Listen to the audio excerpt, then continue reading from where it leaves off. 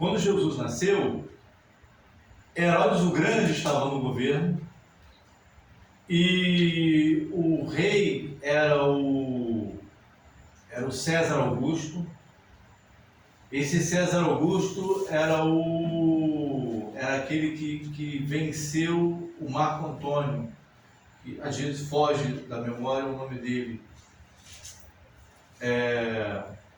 Mas vamos a princípio chamá-lo de César Augusto. Otaviano. Otávio?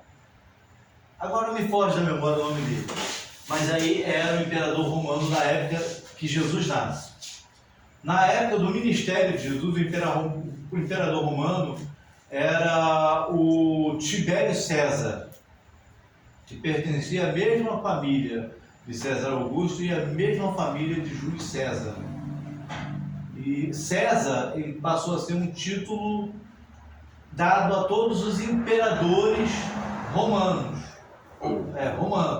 que depois acabou sendo copiado pela Rússia dos czares, czar, que vem de César, e também dos imperadores da Alemanha, o Kaiser, né?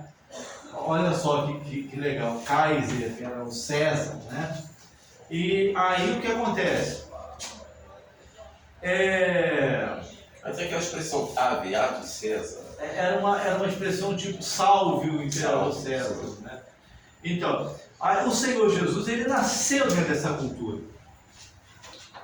E Jesus, nós vemos que ele nasceu, ele exerceu o seu ministério, e de fato foi o maior de todos os rabinos da história, e ele cumpriu ou pelo menos quase todas as profecias do Antigo Testamento. Presbítero Reinaldo. Por que então ele não cumpriu todas? Não. Ele não. Eu tinha um cálculo de quantas profecias Jesus teria cumprido. Se não me falha a memória, pode ser que eu esteja enganado, tá? Mas se não me falha a memória, ele cumpriu cerca de 53 profecias messiânicas. Cumpriu dele. Ele nasceu de uma virgem, nasceu em Belém, ele entrou em Jerusalém num jumentinho, era da linhagem de Davi, conforme está demonstrado nas genealogias de Mateus e Lucas, e as diferenças são explicáveis, tá? Né, da genealogia. Ele foi colocado num túmulo novo, num túmulo de um pecador, né? Não era ele, que era o túmulo de José de Arimateia, que José de Arimateia adquiriu, né? E então aí nós vemos que Jesus e outra coisa, tá ligado ainda ali? Glória a Deus, né? Então, e aí... A gente conheceu já. Amém. Obrigado. A influência de Jesus foi tão grande que a história sobre Jesus, ou seja, Jesus ele não é citado só nos evangelhos.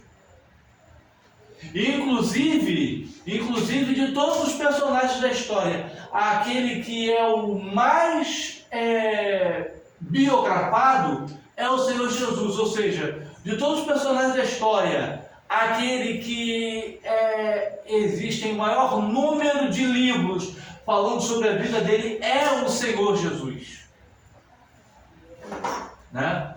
Então, só de livros apócrifos do Novo Testamento são vários, só de biografias dele são vários. Então, o impacto que Jesus teve na história foi tão grande que historiadores romanos que não acreditaram nele falaram dele. Suetônio chamou ele, mencionou ele. Tem um imperador romano, eu não lembro se é Suetônio, disse que por volta da época do reino, inclusive estava lá no livro de Atos, capítulo 17, se não me falha a memória, que o imperador Adriano ele expulsou os judeus de Roma porque estava havendo uma disputa entre os judeus por causa de um tal de Crestos. Segundo alguns estudiosos, essa palavra Christos é uma variante do nome Cristo. Então, olha só, existia na época a Priscila e Áquila estavam entre esses, porque Priscila e Áquila também foram expulsos de Roma, né? E aí nós vemos que então Suetônio cita o Senhor Jesus. Tácito também cita Jesus em seus livros. O Talmud, que é um livro judaico, falando mal de Jesus, porque foi escrito por judeus que não acreditavam em Jesus, né? O Talmud fala de Jesus, cita Jesus.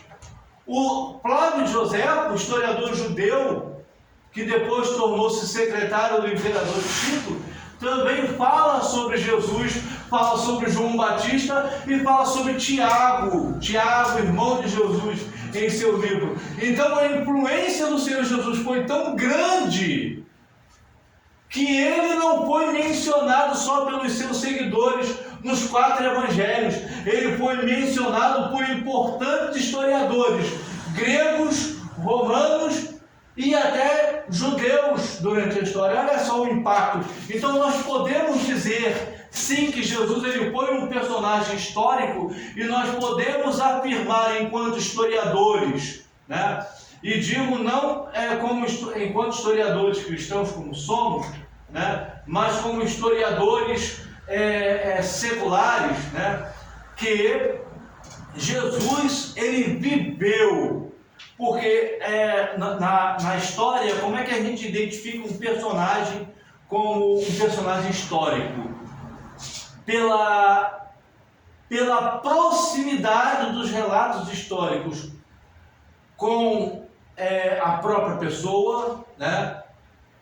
E com o número de relatos que tem sobre aquela pessoa. Então nós vemos que Jesus ele foi mencionado por pessoas que viveram no primeiro século, quando se fazia apenas décadas de sua morte, e de sua ressurreição e ascensão até ao céu, e até por um judeu.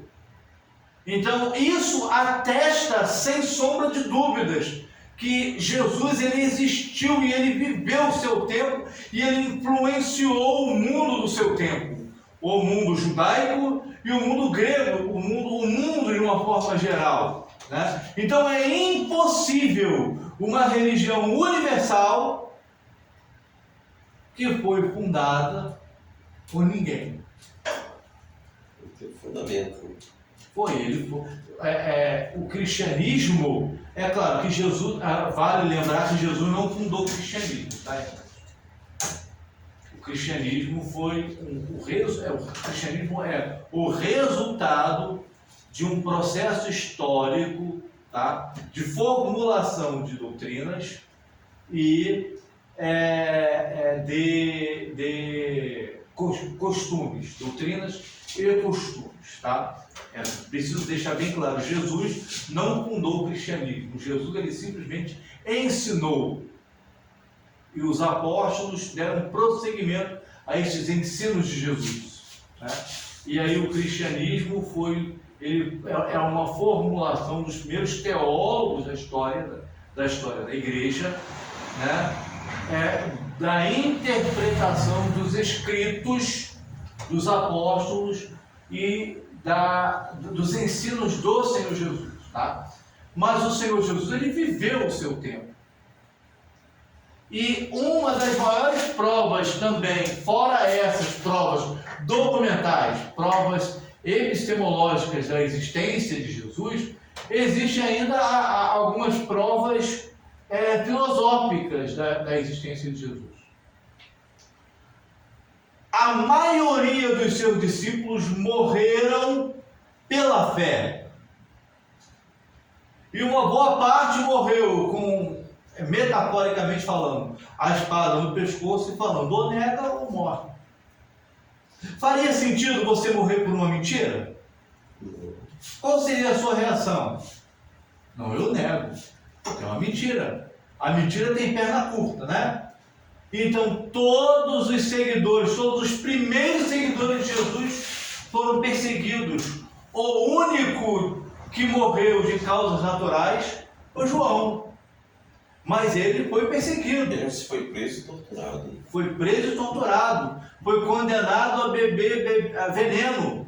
Mas miraculosamente, em cumprimento do que Jesus falou lá em Marcos capítulo 16, se tomares alguma coisa mortífera, não lhes fará dano algum, ele tomou e não morreu. Aí o imperador Domiciano, isso foi na velhice de João, e João era o discípulo mais jovem de Jesus. Alguns comentaristas falam, inclusive, que quando João começou a seguir Jesus, João tinha aproximadamente 13 anos de idade. Olha só. E ele viveu até o ano, por volta do ano 100, alguns falam até o ano 101, 102, 103. Então olha só, né? E aí depois disso, condenaram ele a morrer num caldeirão de óleo fervendo. Colocaram João lá. E a semelhança do que aconteceu com os 3 amigos de Daniel, ele saiu, é claro que lá foi fornalha de fogo, aqui foi um caldeirão de óleo. Mas ele saiu ileso. E aí Domiciano falou que não, joga ele na ilha de Patmos. Jogou João na ilha de Patmos. Ele ficou lá, mas depois ele saiu. E ele morreu livre. Ele não morreu em Patmos. Você não vai morrer na prova. Você não vai morrer nessa prova. João não morreu em Patmos. Ele não morreu na prova, ele não morreu na luta, ele não morreu no deserto dele. Ele morreu em liberdade, em Éfeso. Sabe se quanto tempo ele ficou preso ali? Em Patmos? Em números exatos é difícil dizer. Mas aproximadamente 5 anos. Então aí nós vemos a historicidade de Jesus e de seus discípulos. O apóstolo Pedro, ele morreu como? O apóstolo Pedro, ele morreu crucificado de cabeça para baixo. Alguns historiadores, e eu não vejo motivo de não acreditar nesses relatos, que Pedro morreu na praça que hoje é a Basílica de São Pedro. Ele morreu na praça daquilo que hoje é a Basílica de São Pedro em Roma, porque ele morreu, ele foi executado em Roma por